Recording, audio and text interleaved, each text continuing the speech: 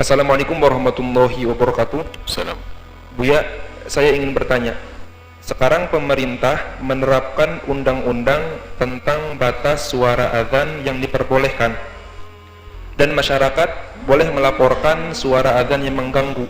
Yang ingin saya tanyakan, sebenarnya bagaimana batas atau aturan mengumandangkan azan yang sesuai syariat Islam? Apakah dengan adanya undang-undang volume speaker suara adzan itu telah membatasi aturan dalam Islam? Bagaimana kita menyikapinya? Mohon pencerahannya Buya, karena hal tersebut telah memanaskan situasi di masyarakat. Masyarakat khawatir lambat laun adzan akan dilarang di Indonesia sebagaimana di Singapura. Terima kasih Buya. Bab adzan ini spesial adzan ya, lain bacaan Al-Quran. Kalau adzan sudah tahu kita pada pertemuan yang lalu, jawabannya adalah masalah adzan. Spesial adzan untuk mengundang orang sholat itu disunahkan untuk sekuat-kuatnya suara, sejauh-jauhnya jangkauan, karena semua yang akan mendengar ini akan menjadi saksi nanti di akhirat. Itu kalau spesial adzan. Kalau adzan jangan diganggu masalah adzan, dan adzan tidak banyak, tidak lama temponya. Maka yang adzan pun harus sesuai dengan syariat, bukan adzan yang terlalu panjang sekali ya, sehingga orang menunggu adzan berlama-lama. Jadi adzan ini spesial adzan ya. Adzan disyariatkan secara menurut agama adalah, kalau memang yang dimaksud negara adalah membatasi suara adzan, mungkin itu harus diralat. Mungkin yang lainnya selain daripada adzan. Kalau adzan harus dikumandangkan. Adzan yang dikumandangkan ini ada fikihnya lagi ya. Adzan awal waktu. Kalau ada yang terlambat itu jangan, itu ganggu orang, bikin orang pusing.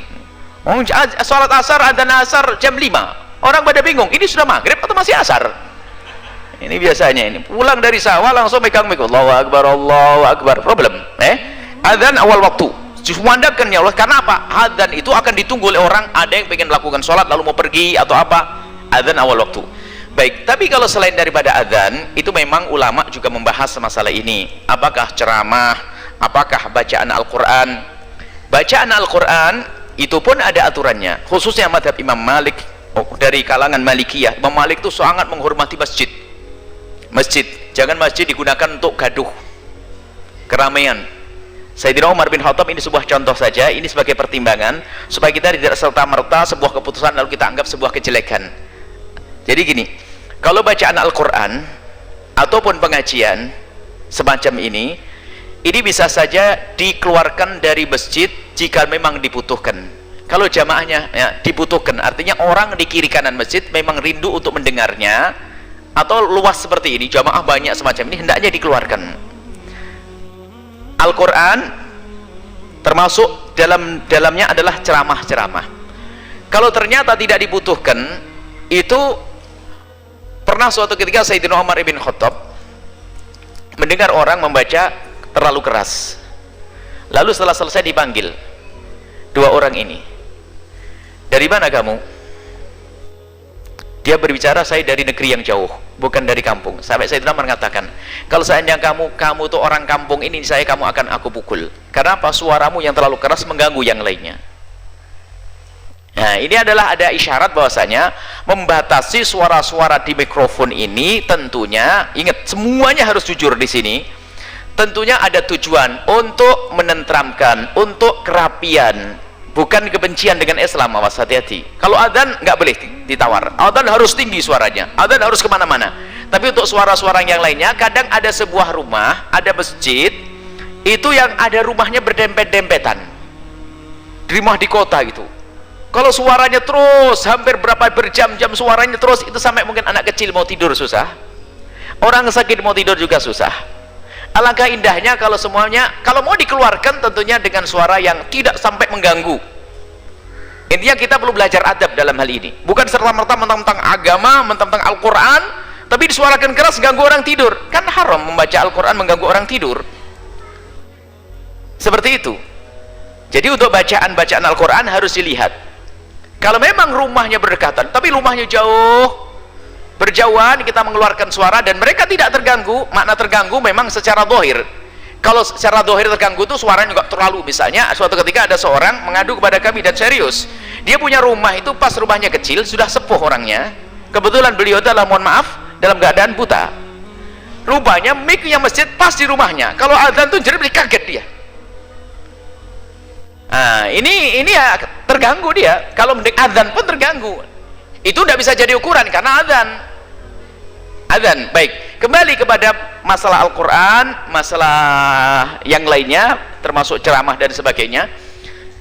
Jika harus dikeluarkan, harus ada bahwasanya itu dibutuhkan. Kalau tidak dibutuhkan, nggak usah semacam itu. Apalagi bacaan Al-Quran, khawatir Al-Quran nanti hanya diputar saja, rupanya orang yang mendengar sambil melakukan sesuatu yang kelalaian dan sebagainya, atau bahkan mungkin tidak dengar, Quran menjadi tidak dihormati lagi saat itu. Ini jadi mungkin peraturan itu kalau kita tanggapi positif, sehingga sekarang tanggapi positif bisa saja jika tujuannya untuk merapikan yang demikian ini. Jika untuk merapikan supaya benar-benar orang itu tidak akan mengeluarkan suara Al-Quran kecuali memang dibutuhkan dan orang betul-betul rindu untuk mendengarkannya. Nah ini kemudian juga di dalam mazhab Imam Malik rahimahullah ta'ala itu sangat tegas di dalam hal ini, khususnya masalah masjid. Bahkan Imam Malik itu sangat tidak menginginkan kalau masjid digunakan untuk selain daripada sholat itu. Kalau ada keramaian yang lainnya, Imam Malik, dan wibawa sekali majelis beliau.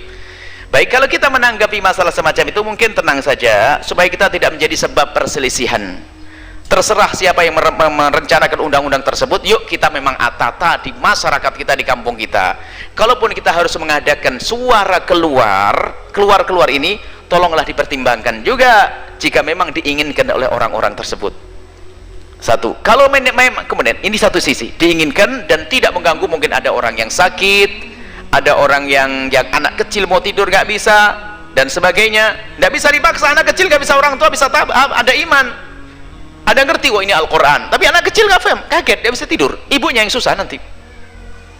Jadi kalau memang peraturan itu benar-benar dilaksanakan, tentunya tidak serta-merta main grebek begitu, tidak, perlu pengarahan, dilihat dulu keadaan lingkungannya. Kemudian di sisi lain bahwa Anda itu jangan gampang merasa terganggu deh kalau udah urusan Al-Quran. Al-Quran dikumandangkan kok terganggu, terus iman Anda itu di mana gitu loh. Sisi lain, Anda mendengar Al-Quran kok terganggu, kenapa harus terganggu? Ceramah kok terganggu, kenapa terganggu? Bukan innamal mu'minuna alladzina idza dzukirallahu wajilat qulubuhum wa idza tuliyat 'alaihim ayatuhu zadatum imana. Bukankah ahli iman di saat diperdengarkan Al-Quran maka ternyata tambah iman, tambah kuat imannya, bergetar hatinya di saat dikumandangkan Al-Quran, disebut nama Allah. Nah itu, jadi ada dua sisi ya. Yang pertama, saya ulas lagi, bagi yang ingin menegakkan peraturan itu sah-sah saja, akan tapi tentunya urusan adzan bukan adzan. Kalau adzan hendaknya dikumandangkan.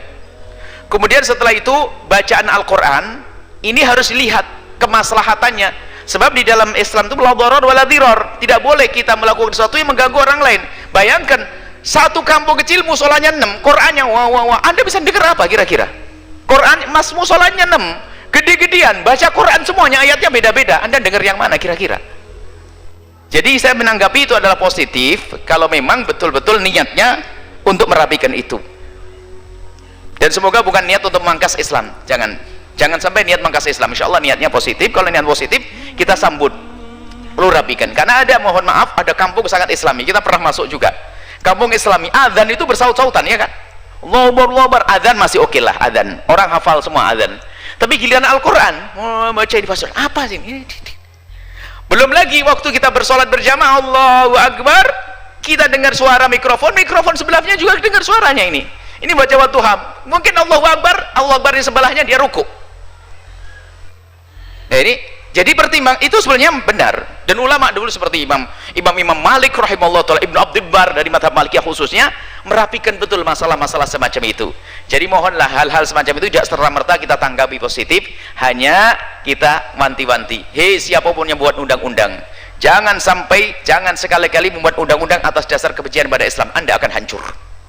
Tapi jika Anda membuat undang-undang demi kelestarian Islam itu sendiri, maka Allah akan memuliakan Anda. Kita kembalikan kepada Allah Subhanahu wa taala, jalankan saja peraturan semacam itu demi kerapian semuanya, itu baik-baik saja kok, nggak ada masalah. Nah, termasuk nanti kayak semacam ini dibutuh, tidak ada yang keganggu insyaallah tetangganya baik semuanya, aman semuanya. Pengajian kita ini dari ujung ke ujung sampai jalan raya kedengaran. Mohon maaf Anda yang lewat tidak akan keganggu. Yang jualan, bahkan yang berjualan itu adalah senang ikut mendengar kok, dia cerita kok. Yang di kampung pun mendengar. Nah, kalau semacam ini ada masalah. Tapi kalau sudah suara Al-Quran khusus tidak didengar, diputar saja tanpa ada diperhatikan, kemudian bersaut-sautan Al-Quran, nah ini perlu dirapikan ini. 4 masjid langsung Qurannya bareng, jor-joran. Belum lagi nanti ketemu orang yang bacaannya nggak enak. Mas pede baca Quran mic sendirian malam-malam jam 12 malam 11 malam sudah bacaannya Quran, orang pada sedih. Semoga Allah menjaga kita bisa terus mengangkat syiar agama Allah Subhanahu wa taala. Tolong jangan terlalu buru-buru, jangan menjadikan semuanya sebab permusuhan. Kita bisa menanggapi itu dengan positif, jika tujuannya baik ayo kita dukung, nggak ada masalah.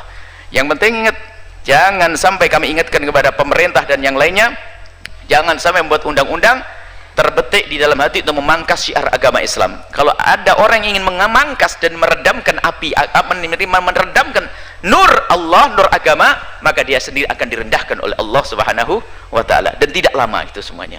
Ini saja, wallahu a'lam bishawab.